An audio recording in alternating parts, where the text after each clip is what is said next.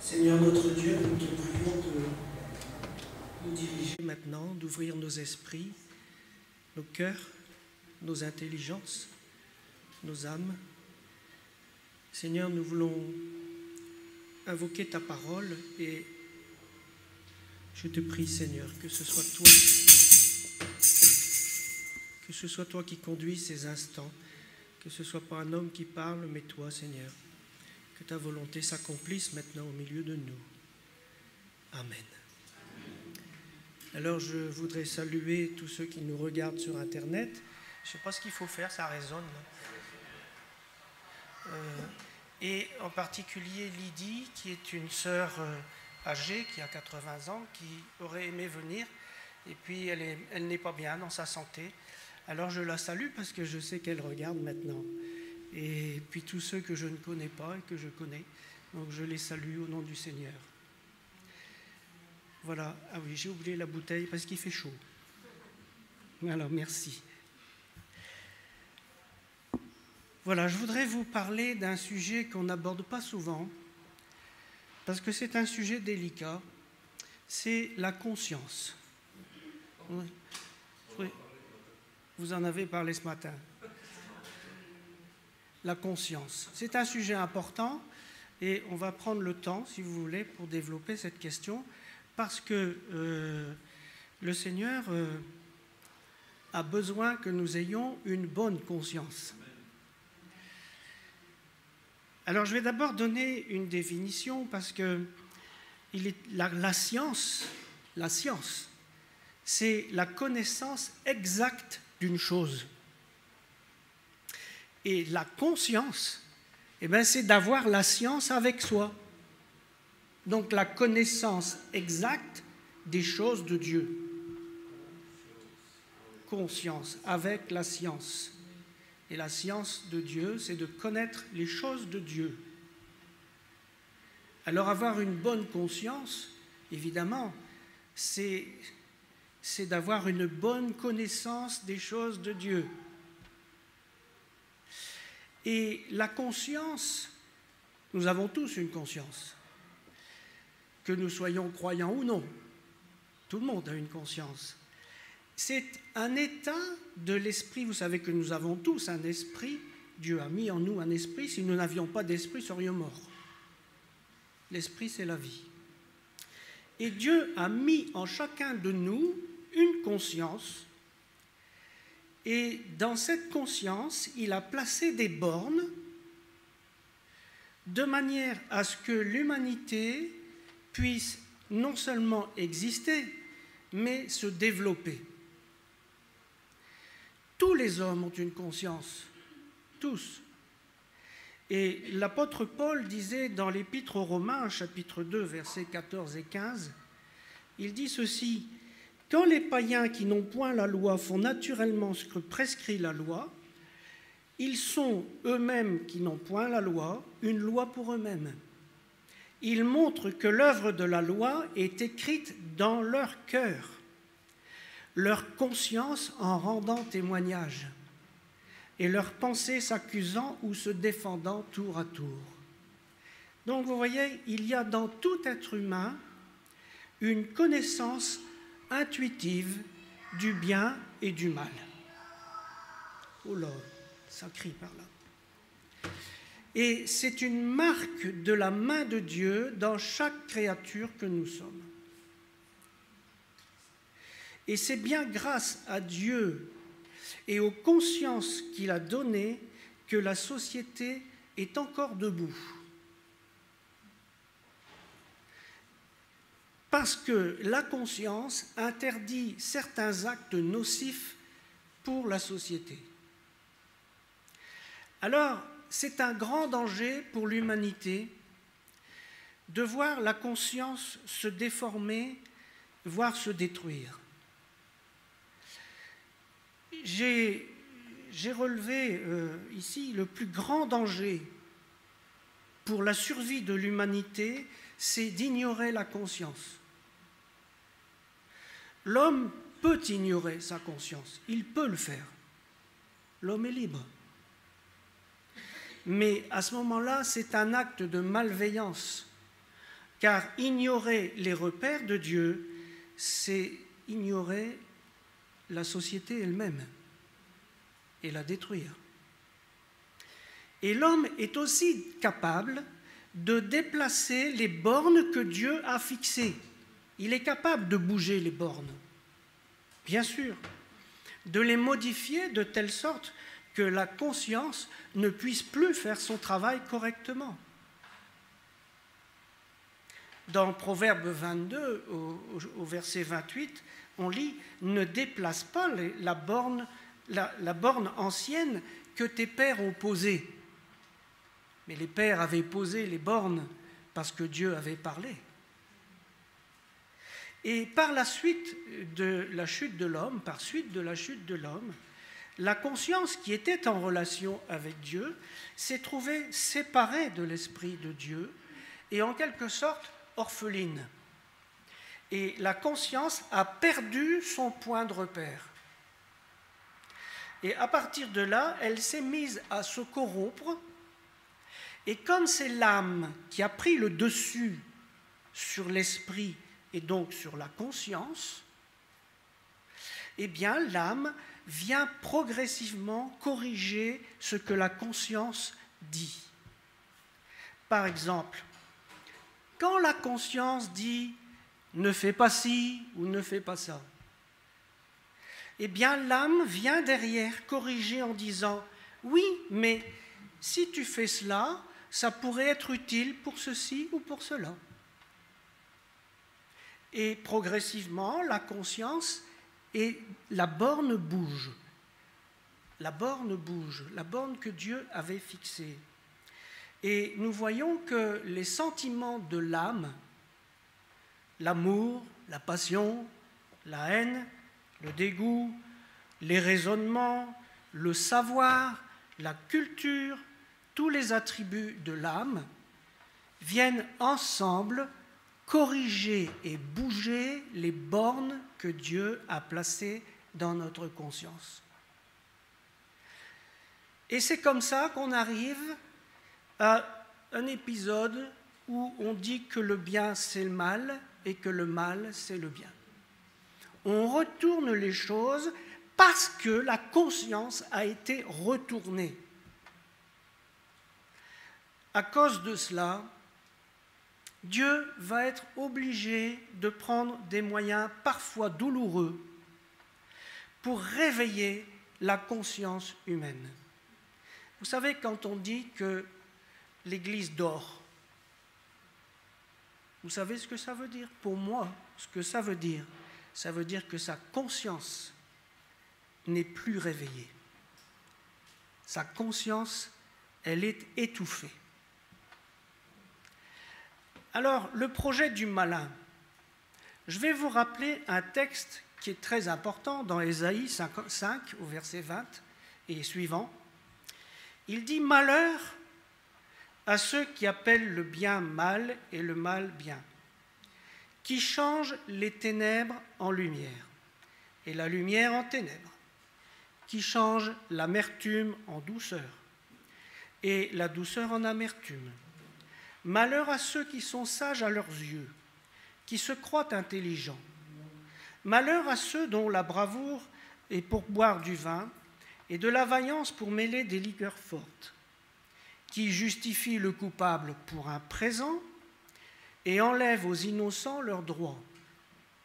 C'est pourquoi, comme une langue de feu dévore le chaume, et comme la flamme consume l'herbe sèche, ainsi leur racine sera comme de la poussière, car ils ont dédaigné la loi de l'Éternel des armées, et ils ont méprisé la parole du Saint d'Israël. Lorsqu'une route est bien fléchée, Véronique et moi, on aime bien se promener, des promenades balisées, vous savez, que ce soit dans les montagnes ou n'importe où, vous avez des balisages. Eh bien, il suffit qu'une seule balise soit désorientée pour que vous soyez perdu complètement et que vous n'arriviez pas au bout. Alors, au bout d'un moment, vous vous rendez compte qu'il y a quelque chose qui ne va pas, mais c'est très difficile. Alors, bien sûr, vous revenez, mais là, vous êtes devant une flèche qui est désorientée. comment trouver la flèche suivante qui est la bonne? Ce n'est pas facile du tout. Et le projet du malin, c'est la perte de l'humanité, sa destruction. Et pour ça, il va mettre en route un moteur qui est le moteur de la rébellion. Et le carburant, c'est la tromperie. Et la tromperie, l'objectif, c'est de changer la conscience des gens. Je suis frappé, moi, nous allons dans pas mal d'endroits où on se réunit entre chrétiens, beaucoup d'églises, et je suis frappé avec quelle facilité de nombreuses personnes commettent des péchés flagrants, en toute bonne conscience. Et que ce soit les autorités ou, je dirais, les simples membres. En toute bonne conscience. Alors, on ne va pas étaler ces péchés, ça ne sert à rien. Mais je suis en train ici d'étudier cette question parce que moi, ça m'a beaucoup troublé. Comment se fait-il que tant de gens puissent pécher, c'est-à-dire être en dehors de la parole de Dieu, en toute bonne conscience? C'est que leur conscience a été détournée. Quelque chose s'est fait. Et la conscience humaine n'aura la place que celle qu'on veut bien lui laisser.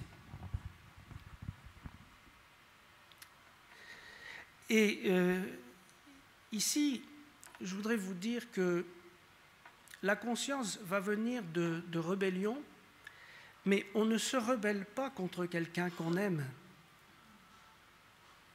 On ne se rebelle pas contre quelqu'un qu'on aime. Et la question que je me pose, aimons-nous réellement Dieu? Sa parole est-elle réellement notre lampe? Prenons-nous réellement au sérieux la parole? La conscience est-elle réellement un guide? Dans 1 Timothée, au chapitre 1er, versets 18 et 19, on peut lire le commandement que je t'adresse, Timothée, mon enfant, selon les prophéties faites précédemment à ton sujet, c'est que d'après elles, tu combattes le bon combat en gardant la foi et une bonne conscience. Une bonne conscience.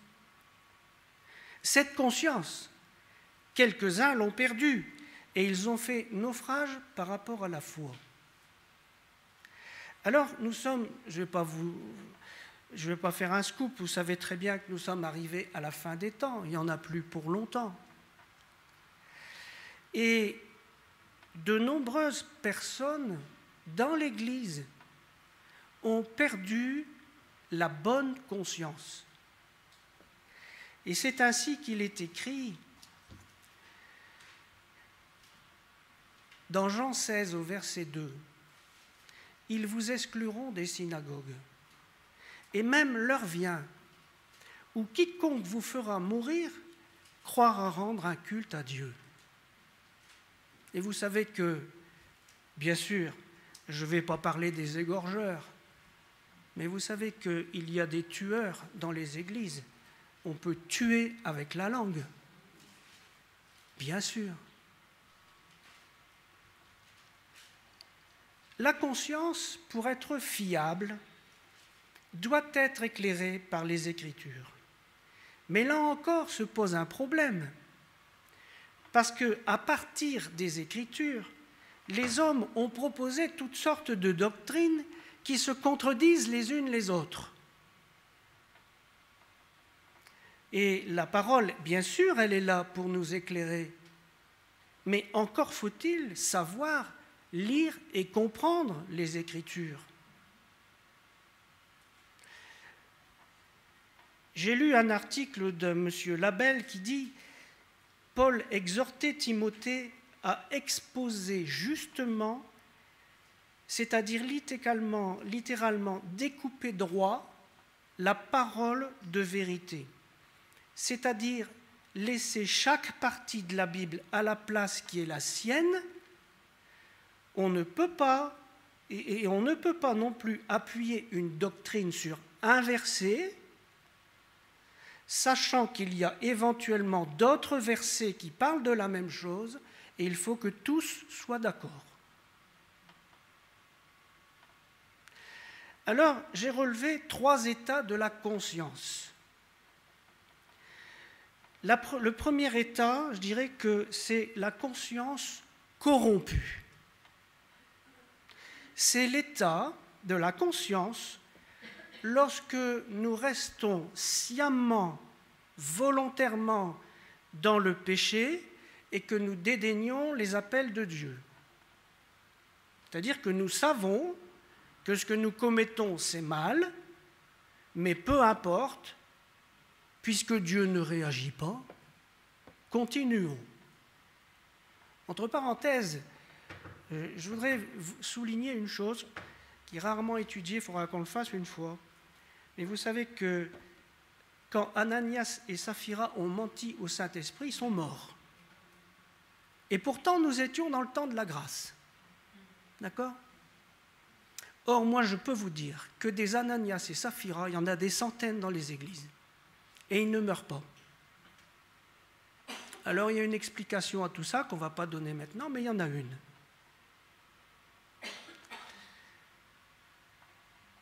Alors, celui qui dédaigne les appels de Dieu et qui continue à pécher, sachant bien, eh bien, 1 Timothée 4,2 nous dit « Mais l'Esprit dit expressément que dans les derniers temps, quelques-uns abandonneront la foi pour s'attacher à des esprits séducteurs, à des doctrines de démons. » Vous voyez les doctrines ?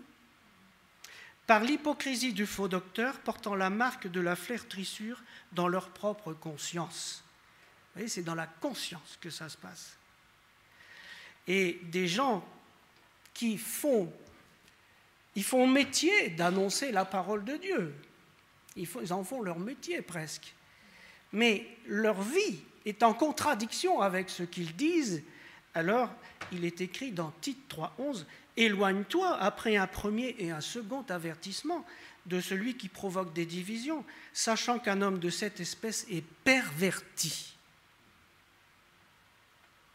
et qu'il pêche en se condamnant lui-même. » La conscience peut être pervertie. Le deuxième état de la conscience, c'est une conscience égarée. Ce n'est pas pareil. C'est une conscience qui a été faussée. Donc là, la personne a été en quelque sorte travaillée par son âme ou travaillée par des gens, par des autorités peut-être, et de telle sorte que sa conscience a fini par accepter comme bien quelque chose qui est mal dans la parole de Dieu. Et les points de repère que Dieu avait mis dans sa conscience ont été déplacés. Alors la personne fait le mal en croyant faire le bien, en pensant que c'est bien. Elle est honnête, hein ? Elle est honnête, cette personne. Mais sa conscience a été bougée. Je dis qu'elle est égarée. C'est évidemment le verset d'Ésaïe 5, verset 20, « Malheur à ceux qui appellent le bien mal et le mal bien ». Après, le troisième état, c'est l'état normal de la conscience, comme elle devrait être, c'est-à-dire avec les bornes qui n'ont pas été déplacées. Là, à ce moment-là, évidemment, ce que je vais dire, je n'arrive pas à trouver les mots, mais dans un état normal, la conscience a le sentiment d'être vraiment dans la vérité de Dieu, dans la vérité de la parole de Dieu. Et le témoignage de la conscience se fait sentir, et c'est comme ça que l'on a la paix, réellement la paix en Dieu. Paul disait dans la deuxième épître aux Corinthiens, au chapitre 1er, au verset 12, « Il disait, car ce qui fait notre gloire, c'est ce témoignage de notre conscience, que nous sommes conduits dans le monde, et surtout à votre égard, avec sainteté et pureté devant Dieu, non pas avec une sagesse charnelle, mais avec la grâce de Dieu. Vous voyez, ça c'est l'état normal. Et dans 1 Tite, chapitre 1er, verset 5, il est écrit « Le but du commandement, c'est une charité venant d'un cœur pur, d'une bonne conscience et d'une foi sincère. » Alors, j'aimerais vous parler maintenant de la notion de conscience et de groupe. Dans tous les groupes humains, la tentation de l'abus, que ce soit des abus physiques ou des abus spirituels, manipulation, des choses comme ça, dans tous les groupes humains, cette tentation existe. En particulier, nous l'avons vu, Véronique et moi, depuis le temps, en particulier dans les assemblées religieuses. Il y a des abus. Et notamment dans certaines assemblées chrétiennes qui se voudraient parfois être des prémices du royaume de Dieu et qui ne le sont pas. Je vais prendre un exemple imaginaire. Donc, ne mettez pas personne sur ce que je vais vous raconter, ça sort de mon imagination. Enfin, on a vu tellement de choses. Je vais donc prendre un exemple. Nous savons que dans toutes les assemblées religieuses, la question du leadership est posée. Comment devient-on responsable? On dit maintenant leader. Je vous avoue que je n'aime pas du tout ce mot, parce que ça me fait penser au 6e ministère. Les Américains ont inventé le 6e ministère, c'est leader. Je suis désolé, je n'ai jamais vu ça dans la parole de Dieu. Moi, j'en connais que 5 de ministères. Mais bon, supposons qu'il y en a encore. Comment devient-on responsable ou leader d'une communauté spirituelle? Alors, je vais vous donner quelques exemples. On peut être nommé par les autorités supérieures.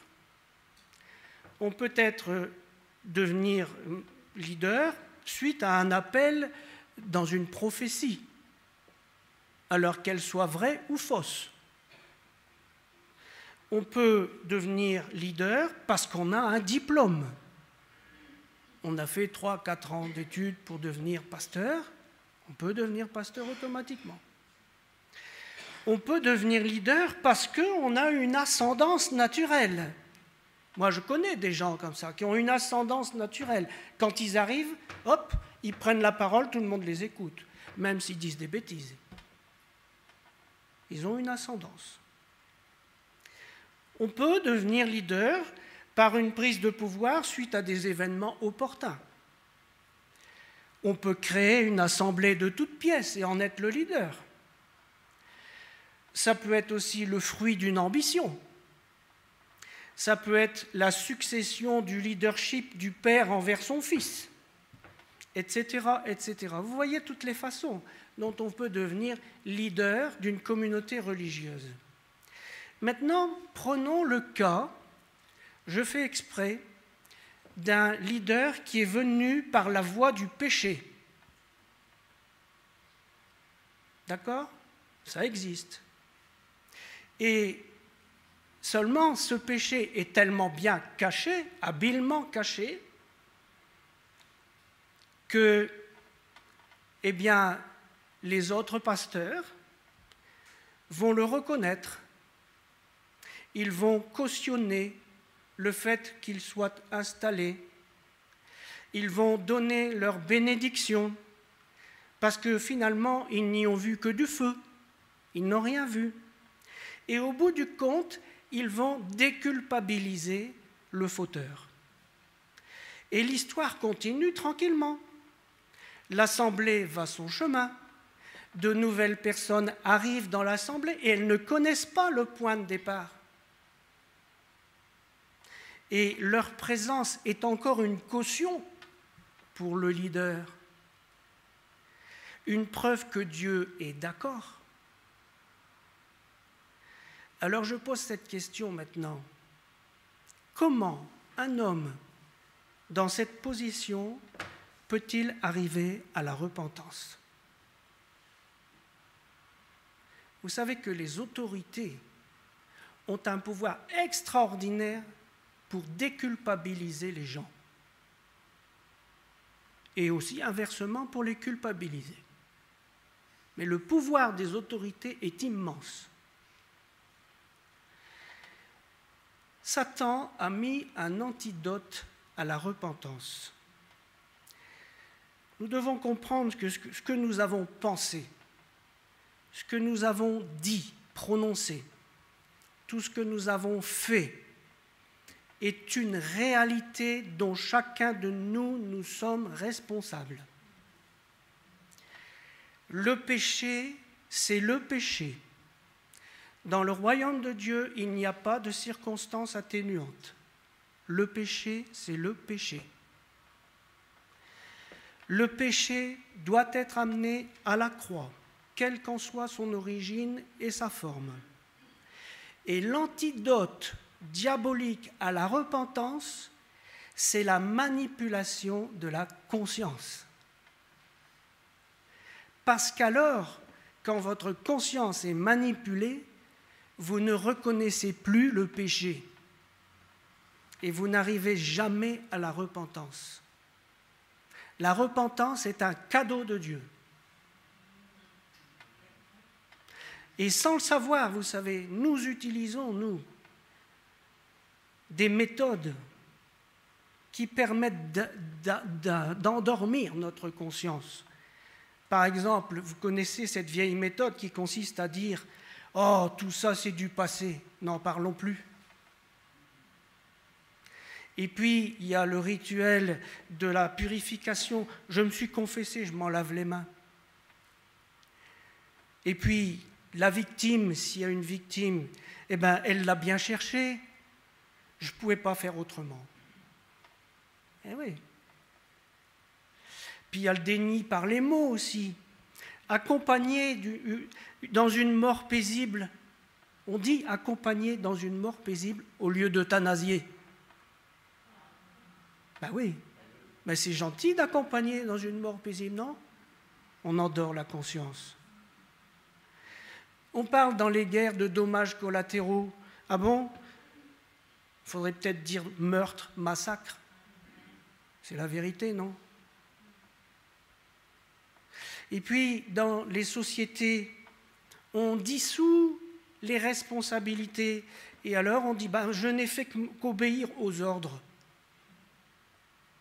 Je n'ai fait qu'obéir aux ordres. Dieu dit d'obéir à ses chefs. J'ai obéi. Tout le monde fait pareil. Alors, nous savons que tous les régimes oppressants arrivent à manipuler les masses et à leur faire en toute bonne conscience des actes abominables. On l'a vu pendant la guerre, mais encore maintenant. Il suffit de diluer la responsabilité sur plusieurs échelons. Plusieurs échelons hiérarchiques. Chacun, alors, ne fait qu'obéir à un petit bout de l'ordre. Et il est très difficile de se démarquer d'un tel système parce que ça nécessite à la fois de comprendre tout le système et d'avoir le courage d'en sortir. Ça se paye très cher.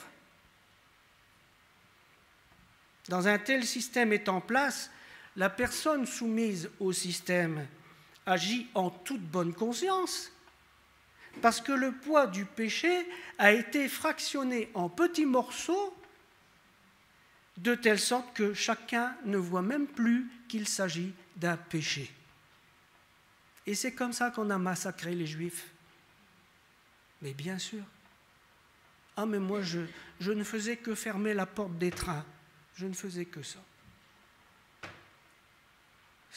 J'ai pas fait grand-chose, vous savez. Ah oui, ben tu as participé au crime. Tu es un criminel.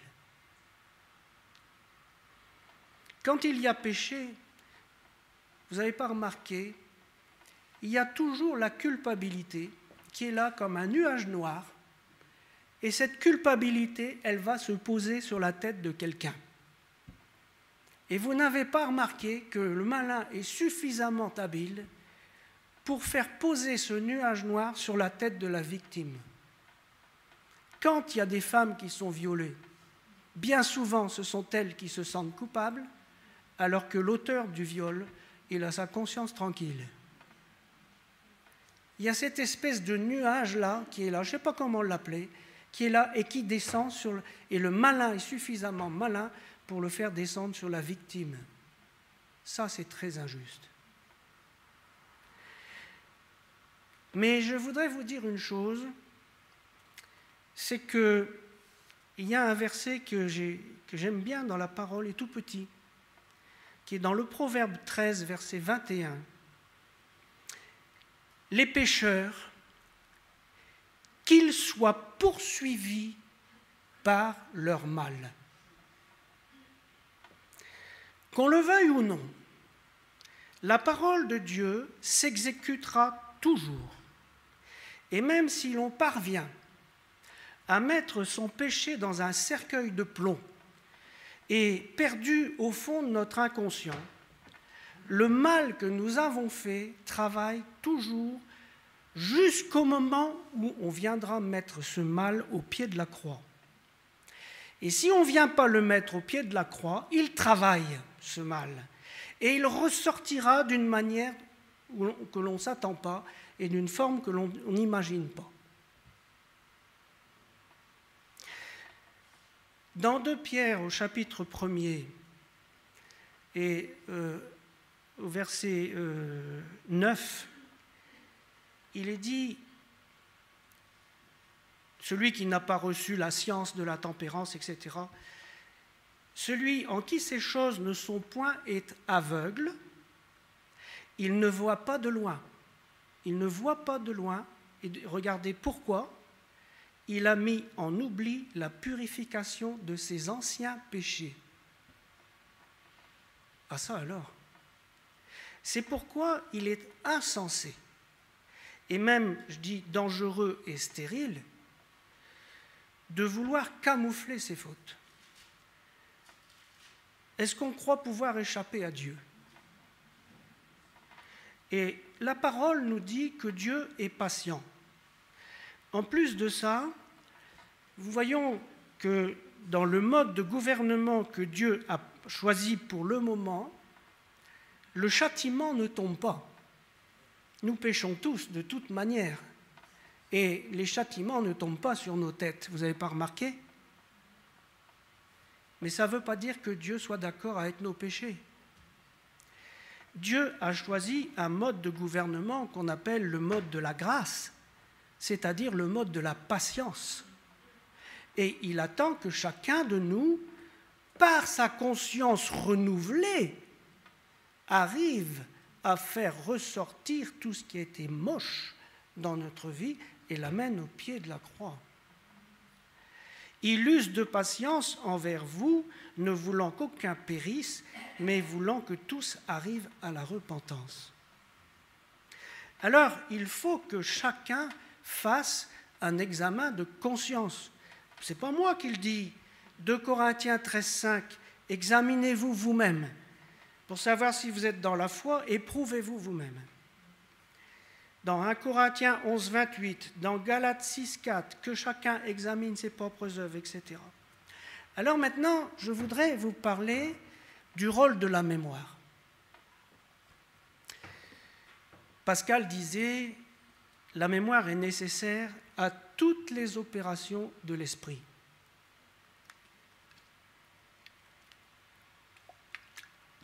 Excusez-moi. Pourquoi la mémoire est-elle si utile? Eh bien, parce que c'est elle qui va associer les événements, les idées, les lieux, etc. C'est elle qui va fournir les rapports de cause à effet, suivant les idées ou les sentiments dont la mémoire va fournir, et nous allons faire des associations. Combien de fois Dieu dit-il « Souviens-toi » ? Tu te souviendras que tu as été esclave au pays d'Égypte. Souviens-toi, n'oublie pas de quelle manière tu as excité la colère de l'Éternel. Souviens-toi de ces choses, ô Jacob, etc., etc. Et puis,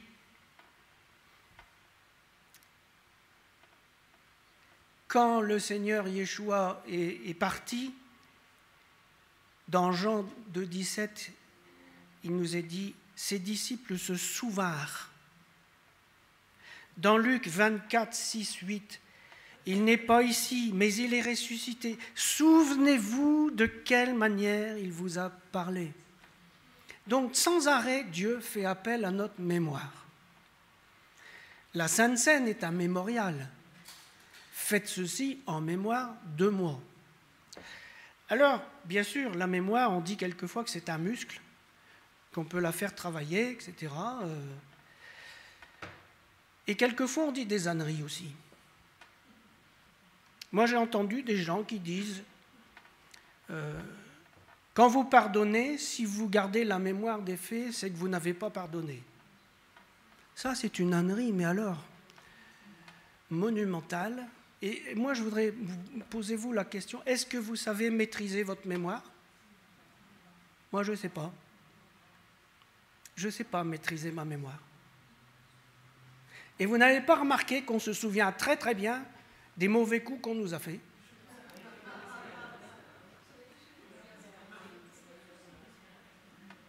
Je ne sais pas maîtriser ma mémoire. Si je voulais oublier quelque chose, je ne sais pas.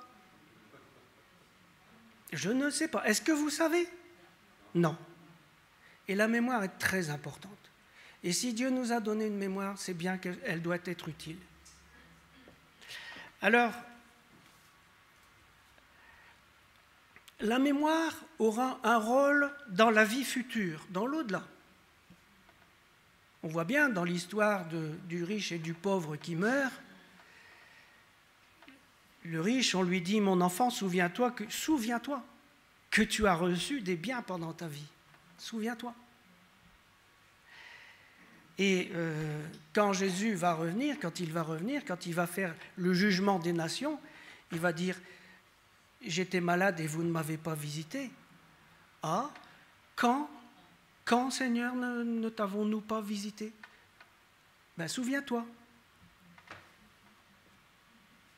Et puis, c'est tout le temps dans la Torah, instruis l'enfant dans la voie qu'il doit suivre, et quand il sera vieux, il ne s'en détournera pas.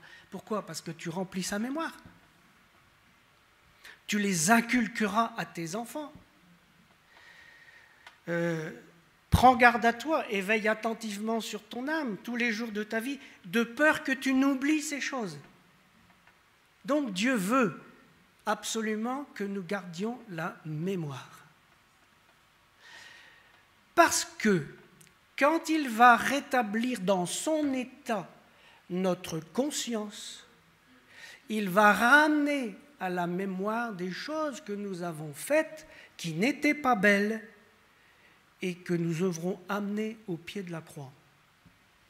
Il veut purifier les anciens péchés, que nous ne prenions pas pour des péchés. Et il y a des associations d'idées qui vont se faire.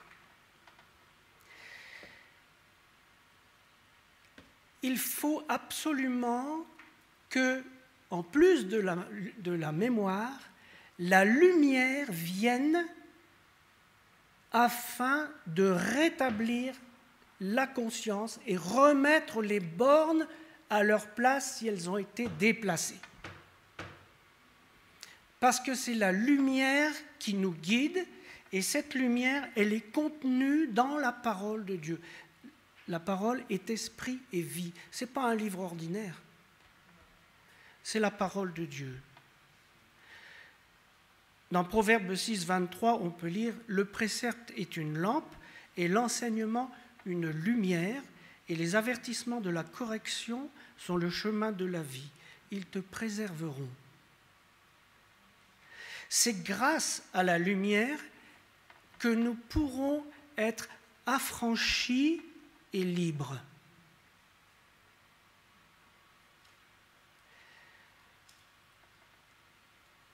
Dans Jean 1, versets 4 à 12, en elle était la vie, et la vie était la lumière des hommes. Mais à tous ceux qui l'ont reçue, à ceux qui croient en son nom, elle a donné le pouvoir de devenir enfant de Dieu. Un enfant de Dieu, c'est quelqu'un dont la conscience se remet en état, parce qu'il apprend dans la parole de Dieu quelle est la vérité, quelle est la lumière. Ça se fait progressivement. Ça se fait progressivement. Je vous rappelle ce texte de tout à l'heure. Faites tous vos efforts pour joindre à votre foi la vertu, à la vertu la science, à la science la tempérance. Ça me rappelle la perle qui a des couches et des couches et des couches. À la tempérance, la patience, à la patience, la piété, à la piété, l'amour fraternel, à l'amour fraternel, la charité. Car si ces choses sont en vous, et ils sont avec abondance, elles ne vous laisseront pas oisifs ni stériles pour la connaissance de notre Seigneur Jésus-Christ. La connaissance, c'est la science. Et la science, avec moi ou avec vous, c'est la conscience. Celui en qui ces choses ne sont pas est aveugle, il ne voit pas de loin, il a mis en oubli la purification de ses anciens péchés. Alors je vais vous donner un exemple. Un exemple tiré de la Bible, bien sûr, sur le travail de la conscience. Comment Dieu fait. Il y a un très bel exemple du travail de la conscience dans l'histoire de David avec la femme d'Uri. Mais ce n'est pas de cet exemple-là que je vais me servir. Il y a un exemple qui est encore plus précis, c'est l'histoire du patriarche Joseph. Vous connaissez bien cette histoire. Joseph, vendu par ses frères, a vécu 12 ans d'épreuve, ensuite 7 ans d'abondance, les 7 années de vache grasse, 2 ans de famine, il y en a eu 7, mais là, 2 ans de famine, pendant lesquels, donc environ 20 ans, pendant lesquels la culpabilité de ses frères a été recouverte d'un manteau d'indifférence. 20 ans, à peu près. Hein ? Par quel moyen Dieu va-t-il réveiller la conscience ? Alors, je rappelle les faits parce que c'est précis quand même. Donc, les textes de la Genèse nous racontent que Joseph, c'était le fils préféré de Jacob. Il était souvent avec son père. Il avait donné sa tunique de couleur, vous le savez. Et Joseph avait fait des songes. Donc, ses frères l'appelaient le rêveur, le songeur. Et les 10 frères plus âgés de Joseph étaient loin de leur père parce qu'ils faisaient paître les troupeaux. Et vous savez qu'en Israël, il faut quelquefois aller loin pour trouver un petit peu d'herbe. Alors, voulant avoir des nouvelles, Jacob envoie Joseph chercher des nouvelles. Il avait 17 ans et voilà comment s'enchaînent les faits. Dès qu'il le voit arriver de loin, il complote de faire mourir le faiseur de songes. Il complote. Ruben, l'aîné, s'oppose à la mise à mort. C'est lui qui propose de jeter Joseph dans une citerne. Alors, je ne sais pas si vous avez déjà vu une citerne en Israël, c'est énorme. On a vu une citerne qui fait 700 mètres cubes. Donc vous descendez par un escalier, parce qu'on a fait un escalier depuis, mais sinon ça a une forme comme ça. Donc quand vous êtes jeté au fond, il n'y a plus question de remonter. Je ne sais pas, ça fait peut-être 10-12 mètres de profondeur, et il n'y a plus question de... Alors, c'est une chance pour lui, cette citerne était vide. Une fois que Joseph arrive, on le dépouille de sa tunique et on le jette dans la citerne. La vie continue. Ils se mettent à manger. Hein. Casse-croûte maintenant. Hein. Alors lui, il crie en bas. On l'entend quand même. Une caravane passe. Judas a une idée de génie, le vendre aux Ismaélites. C'est Judas qui a l'idée. L'affaire est vite traitée en dehors de Ruben. Il devait être parti faire quelque chose, Ruben. Donc il ne sait pas ce qui se passe. Quand Ruben revient pour délivrer Joseph, la citerne est vide. Et Ruben déchire ses vêtements. Il est très malheureux. Pour faire croire à Ruben et au papa Jacob que Joseph est mort, on met du sang sur la tunique. Alors, bien sûr, ils amènent tout ça à Jacob. Et le pire de tout, écoutez, Jacob va porter le deuil et il va être consolé par ses fils.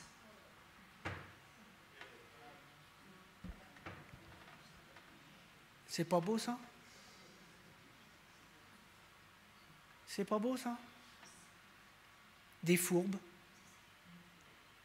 une hypocrisie pas possible, une méchanceté hors pair. Alors, il y a une accumulation de péchés. Vous êtes d'accord? Et on voit que dans cette histoire, il ne va pas y avoir une repentance générale. « Oh Seigneur, je te demande pardon, j'ai péché. » Vous savez, c'est comme ça qu'on fait de l'évangélisation maintenant. Hein? On attire les gens en leur disant « Venez, vous allez être guéris.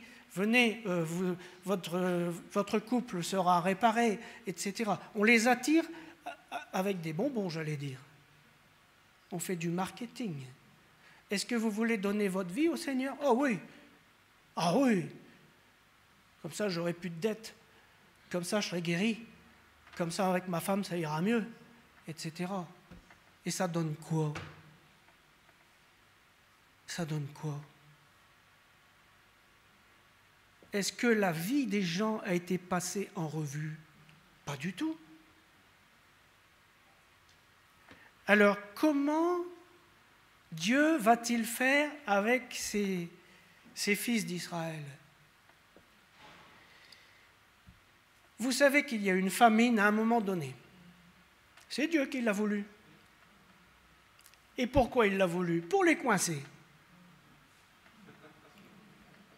Mais bien sûr, il n'y a pas de hasard avec Dieu. Dans Genèse 42, versets 3 et 4, 10 frères de Joseph descendirent en Égypte pour acheter du blé.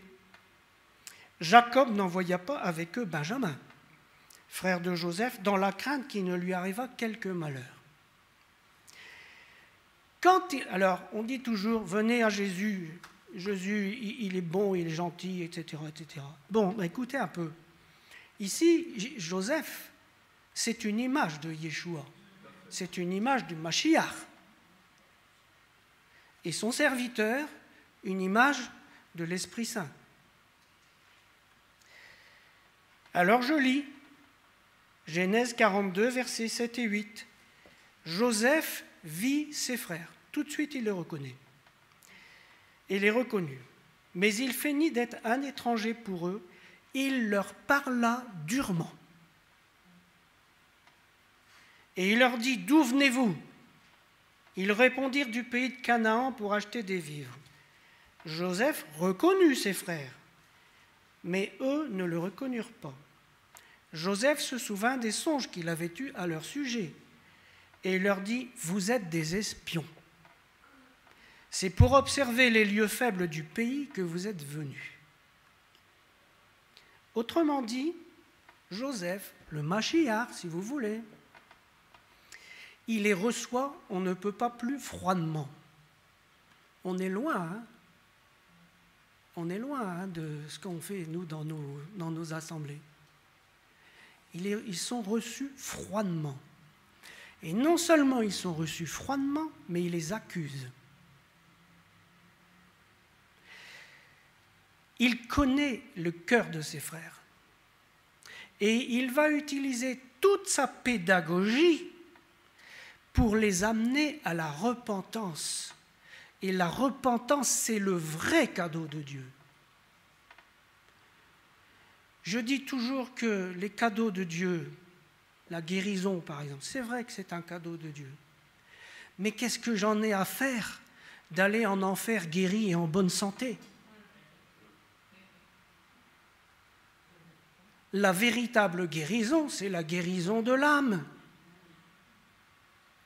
Et la guérison de l'âme, c'est une vraie repentance, pas du cinéma.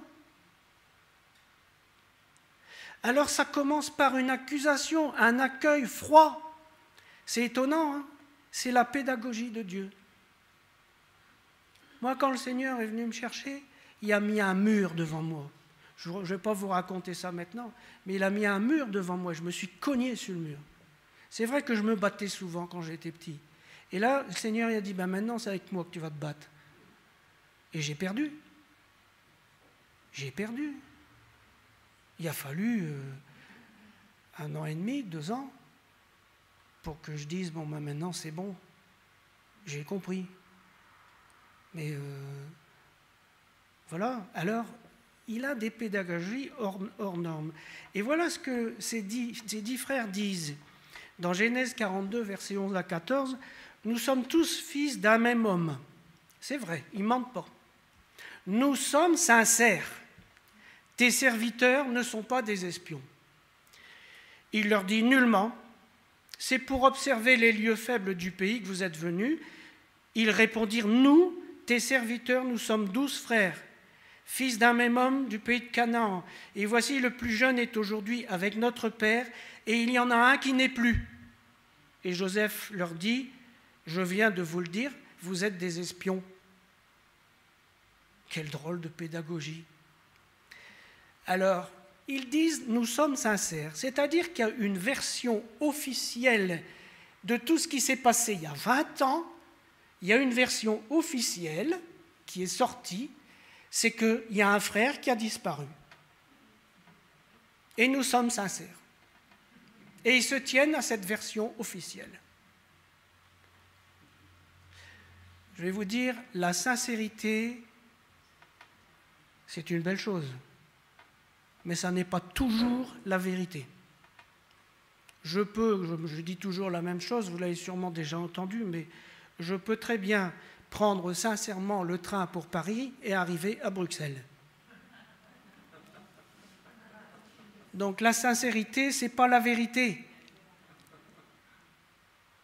Alors ils sont sincères et ils pensent, ils ont réussi en 20 ans, avec la version officielle de ce qu'ils racontent tout partout, eh bien ils ont réussi à apaiser leur conscience. En plus, ils ont fait le bien, ils ont consolé leur père. Voyez ? Alors, Yeshua Mashiach dit, voilà comment vous serez éprouvés. Épreuve. Par l'avis du Pharaon, vous ne sortirez pas d'ici que votre jeune frère ne soit venu. Envoyez l'un de vous pour chercher votre frère et vous restez prisonniers. Vos paroles seront éprouvées. Et je saurai si la vérité est chez vous. Ce n'est pas la sincérité que Dieu cherche, c'est la vérité. Et là, évidemment, ils vont être mis en prison pendant 3 jours, si j'ai bon souvenir. Et pendant 3 jours, la conscience commence, via la mémoire, à travailler. Ils se dirent l'un à l'autre, oui, Nous avons été coupables envers notre frère, car nous avons vu l'angoisse de son âme quand il nous demandait grâce, et nous ne l'avons pas écouté, c'est pour cela que cette affliction arrive. Ah, vous voyez, il commence à faire les liens de cause à effet. Et ça, c'est grâce à la mémoire. Parce qu'ils ont eu beau mettre un cercueil de plomb sur l'histoire d'il y a 20 ans. Maintenant, parce qu'ils sont en prison, la mémoire revient. Et vous savez, les prisons de Dieu, ce n'est pas forcément des prisons avec des barreaux. Ça peut être la maladie. Quelquefois, Dieu met quelqu'un sur un lit pour qu'il réfléchisse et qu'il se rappelle de certaines choses. Et Dieu a des... Mais bien sûr qu'il a une pédagogie, mais bien sûr qu'il travaille nos âmes et nos esprits. Bien sûr. Alors, la mémoire revient, ils font des liens, et là, Ruben dit, prenons la... Ruben, vous savez, Ruben, c'était le plus humain de tous. Prenant la parole, il leur dit, ne vous disais-je pas, ne commettez pas un crime envers cet enfant, mais vous ne m'avez pas écouté, et voici son sang est redemandé. Vous voyez le lien qu'il fait? Et ça commence à revenir. Ça commence, mais ça va prendre du temps. Et alors, on enchaîne Siméon. Siméon est enchaîné. Il faut reconnaître que Siméon, c'était, avec Lévi, c'était des violents. Siméon était un violent. Alors, c'est lui qui est enchaîné. Et nous savons bien que Joseph va jouer d'un stratagème. Quand il les renvoie avec le blé, il va mettre de leur or qui servait pour payer le blé, il le remet dans leur sac. Ils chargèrent le blé sur leurs ânes et partirent. Et l'un d'eux ouvrit son sac pour donner du fourrage à son âne dans le lieu où ils passèrent la nuit, et il vit l'argent qui était à l'entrée du sac. Et il dit à ses frères, « Mon argent a été rendu, et le voici dans mon sac. » Alors, son cœur fut en défaillance. Ils se dirent l'un à l'autre en tremblant, « Qu'est-ce que Dieu nous a fait ?» Il ne dit pas « Qu'est-ce que Joseph nous a fait ?» Ils commencent à se rendre compte que Dieu est en train de se mêler de leur histoire, et là, Dieu est en train de parler d'argent, parce qu'ils ont vendu. Joseph, tu as fait une malhonnêteté avec l'argent de Dieu. Attends, il va t'en parler. Attends quelques années, ça va revenir. Vous savez, dans le psaume 50 qui est écrit par Asaph, Asaph était un prophète. Il dit, dans le psaume 50, il parle du méchant qui se fiche pas mal de ce que Dieu dit et fait, puisque de toute façon, Dieu ne fait rien. Et Dieu dit, voilà ce que tu as fait, et je me suis tu. Tu t'es imaginé que je te ressemblais, mais je vais te reprendre et tout mettre sous tes yeux. Voilà la pédagogie de Dieu. Il reprend ses bien-aimés et met tout sous leurs yeux pour qu'ils arrivent à la repentance. Ça, c'est l'amour. C'est le véritable amour, parce que c'est le seul chemin pour être vraiment libre. Et quand le Seigneur permet que nous passions à travers des épreuves qui nous conduisent à la repentance, eh bien, merci Seigneur. Parce que ça, c'est vraiment un cadeau que tu nous fais. Parce que je vais vous dire, les anciens péchés qui sont sur une robe blanche, les anciens péchés, ce sont des taches. Elles ont peut-être été blanchies au soleil avec le temps, mais elles sont toujours là. Et personne n'entrera dans le royaume avec une tache sur sa veste, sur son manteau blanc, même si ça pâlit au soleil. Alors il retourne chez Jacob. Et je vous rappelle les fautes qui ont été commises, l'amour de l'argent et la jalousie, la cruauté envers Jacob et Joseph, insensibilité, la dissimulation et le mensonge. Et la dureté de Joseph va permettre d'éclairer successivement les racines du mal. Eux, ils s'en tiennent toujours à la version officielle des événements qui se sont passés il y a 20 ans. Et quand ils arrivent devant Jacob, leur père, sachant que Siméon est enchaîné, Jacob dit ceci: « Vous me privez, mes enfants, Joseph n'est plus, Siméon n'est plus, et vous prendriez Benjamin ?»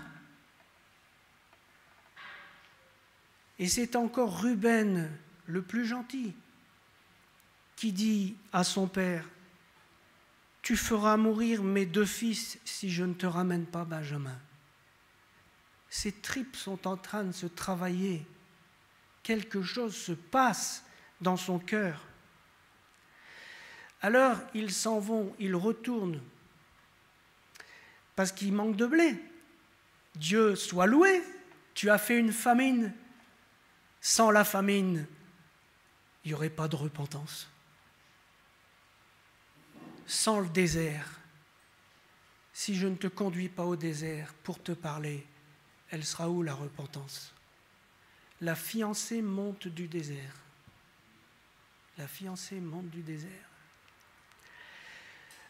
Alors voilà que Dieu assiste, il augmente la calamité. Et ils sont obligés de retourner chercher du blé. La famine s'appesantissait. Jacob dit à ses fils: « Retournez acheter un peu de vivres, etc. » Et Judas dit à son père: « Laisse venir l'enfant avec moi.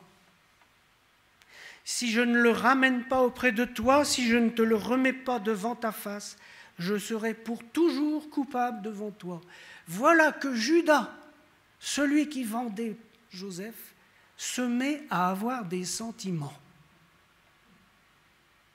Et il se met à se rendre compte du mal qu'il a commis. C'est alors qu'apparaît un nouveau personnage dans cette histoire. C'est quand ils arrivent devant Joseph, ils sont accueillis par le serviteur de Joseph, qui est une image du Saint-Esprit. Et ce serviteur fait entrer les frères de Joseph dans sa maison. Il leur procure la paix et il les accueille. C'est beau, hein? Mais c'est lui aussi, le Saint-Esprit, qui, sur ordre de Machiar, Joseph, va placer la coupe d'argent de Joseph dans le sac de Benjamin. Et quand Benjamin et les autres vont partir pour aller chercher leur père, alors le serviteur va les rattraper et dire: « Pourquoi avez-vous pris la coupe de mon Seigneur ?» Et Benjamin est fait prisonnier. Benjamin étant fait prisonnier, alors le cœur des frères de Joseph tombe en défaillance. Benjamin accusé de vol.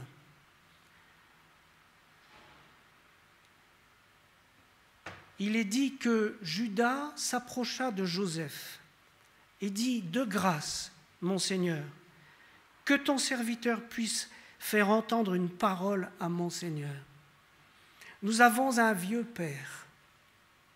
Comment pourrais-je remonter vers mon père si l'enfant n'est pas avec moi, alors que je ne vois pas l'affliction de mon père ?» Vous voyez, situation miroir. Il y a 20 ans, il consolait son père hypocritement. Il faisait semblant d'être malheureux. Maintenant, ils disent: « Je ne pourrai pas voir une deuxième fois l'affliction de mon père. » Dieu a ramené une situation miroir. Il fait vivre à ses fils d'Israël exactement ce qu'ils ont fait vivre aux autres. C'est comme ça que Dieu amène la repentance. C'est prendre véritablement conscience de ce qu'on a fait. Ce n'est pas du baratin. Je ne me force pas à me repentir. La repentance, c'est quelque chose qui monte de mon âme et des pleurs et des larmes montent avec, et je ne me force pas, parce que je viens de réaliser le mal que j'ai fait. C'est ça la repentance. Et c'est un cadeau de Dieu. Un cadeau de Dieu. Et pendant que toutes ces choses remontent à la surface, Joseph patiente. Joseph patiente. Plusieurs fois, Joseph pleure en cachette. Mais il ne se montre pas parce qu'il veut que le travail de la conscience arrive jusqu'à son terme. Le jugement du péché doit être effectué dans leur cœur, dans leur propre cœur.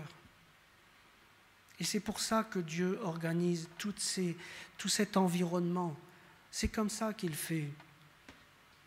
Vous voyez, l'œuvre de la conscience met en lumière les drames engendrés par le péché. Le Saint-Esprit montre une à une les racines mauvaises pour les couper. Et pendant ce temps, ça a duré un certain temps quand même, Joseph a pleuré 7 fois. 2 fois, il va dire « Vous m'avez vendu ». Mais il ne sortira jamais de reproche de sa bouche. Et si nous avons perdu la mémoire de nos péchés anciens, si nous avons une mémoire sélective, Dieu est capable de mettre sous nos yeux ce qui doit être encore amené à la croix dans nos vies. Ne serait-il pas plus simple de faire un effort de mémoire? Voilà ce que tu as fait et je me suis tu. Tu t'es imaginé que je te ressemblais, mais je vais te reprendre et tout mettre sous tes yeux. Moi, je ne suis pas étonné que dans nos vies, il y ait des épisodes difficiles, il y ait des épisodes où Dieu nous met dans une sorte de prison. Il nous arrête, il nous bloque. Il nous fait changer de direction parce qu'il veut que nous prenions conscience des choses que nous avons faites dans le passé. Rappelle-toi comment tu as reçu et entendu, et garde et repens-toi. Apocalypse 3.3. Apocalypse 2.5. Souviens-toi donc d'où tu es tombé. Repens-toi, pratique tes premières œuvres. Vous voyez, beaucoup d'hommes voudraient connaître l'amour de Dieu. Alors ils disent, montre-nous ton amour. Et comme ils ne voient rien, la rancœur les conduit à faire porter les maux du monde sur lui. Ça, c'est se tromper de responsabilité. C'est prendre un mauvais chemin parce qu'un panneau indicateur a été bougé dans notre conscience. Pour connaître l'amour de Dieu, il faut être humble. Il faut vouloir tourner le dos honnêtement à l'égarement de la conscience. Demander à Dieu qu'il rétablisse notre conscience dans le bon état. Nous sommes bien souvent maladroits, je le suis, mais Dieu regarde au cœur. Si notre démarche vers lui est empreinte de vérité, si nous avons reçu l'amour de la vérité, croyons bien qu'il saura nous aider à nettoyer nos vies, à abandonner tout ce qui nous a trompés jusqu'à maintenant et à remettre notre regard en état. Il existe un chemin pour le rafraîchissement de la conscience. Dieu est un bon éducateur. C'est un bon éducateur. Et ce chemin conduit à la guérison de nos vies et de notre entourage. Parce que je suis frappé. Vous voyez, on observe que le fruit de la repentance des frères de Joseph, les fruits de la repentance, ça a été la réconciliation complète de la famille. Toute la famille, parce que Dieu a permis que tout vienne à la lumière. Ainsi, chacun a pu trouver la paix, parce que même étouffé depuis 20 ans, la paix n'y était pas. Ainsi, chacun a retrouvé la paix, et notamment le vieux père Jacob, qui avait tant souffert. La purification progressive de notre vie rapproche de Dieu et nous apaise. C'est pourquoi le baptême est si important, parce qu'il est l'engagement d'une bonne conscience envers Dieu.